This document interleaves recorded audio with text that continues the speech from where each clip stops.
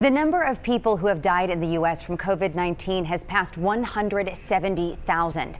And to talk through how we got here, where we go now, is Dr. Sharon Wright, Senior Medical Director of Infection Control and Hospital Epidemiology at Beth Israel Deaconess Medical Center. Good to see you. Thanks for being with us. Thank you. So back in March, there was talk that if people were vigilant, we could keep that death toll at 100,000 or less. What do you believe went wrong, and how can we slow these numbers? I think it's just back to basics as we were before. I think people get tired of, after such a long period of time during the pandemic and less cases around now, our guard's down a little bit, which is understandable. But before the cold weather comes back and forces many of us to go inside more, where we're in closer contact, we have to remember how important it is to be wearing masks, to be cleaning our hands very frequently with soap and water or hand sanitizer, and to be keeping that physical distance from each other, especially when masks are off for eating, drinking, or taking mask breaks. And I think that that's just going to be just as important. And then as some of us return to the workplace, making sure that we remember to stay home when we're sick will be critical this year. You talk about the basics there. We know testing is a big piece of the basics. So the FDA has given emergency use authorization to a new test for COVID. It was created by researchers at the Yale School of Public Health that uses saliva. So how is this test different from that PCR, that gold standard that we talk about? And what do we know about its accuracy? So this test actually is also a PCR test. The other test that we're more used to is a nasopharyngeal PCR, or we've been starting to see some nasal and oropharyngeal, meaning throat swabs as well. Right. This is a PCR too, but it differs in a couple of really important ways, which give it some very important pros and cons. So it is different in that it doesn't use a swab, so you can just spit into a cup. Right.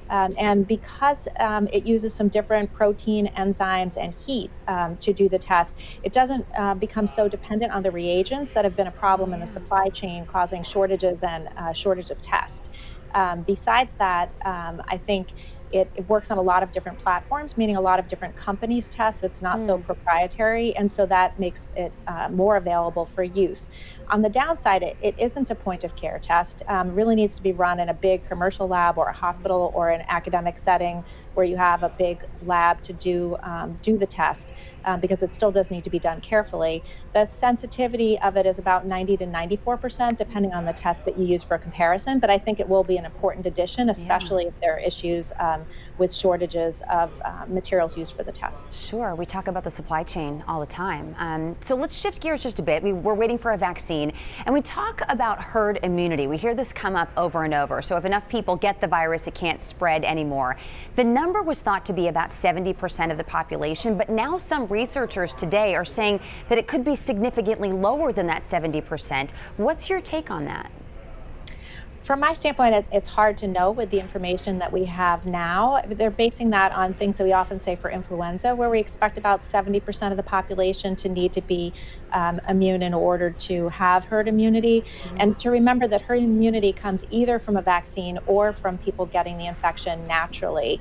And we just don't know enough yet. The way that that people are impacted by the virus may differ based on who they are, where they live, and how much close contact they have with others, and what's the status of their own immune system. So even having one reproductive number, or R naught as it's called, the amount of people who get infected from each person who's infected, that may not be the same for every individual based on their own setting. And in certain populations, like the elderly or people who are live close together, that number may be very different. So I'm not sure that we can just put a number on it, whether it's specifically 70, 50, 40%. Right. All right. Still more to learn. Okay, Dr. Wright, thank you for your insight. We appreciate it. Thank you.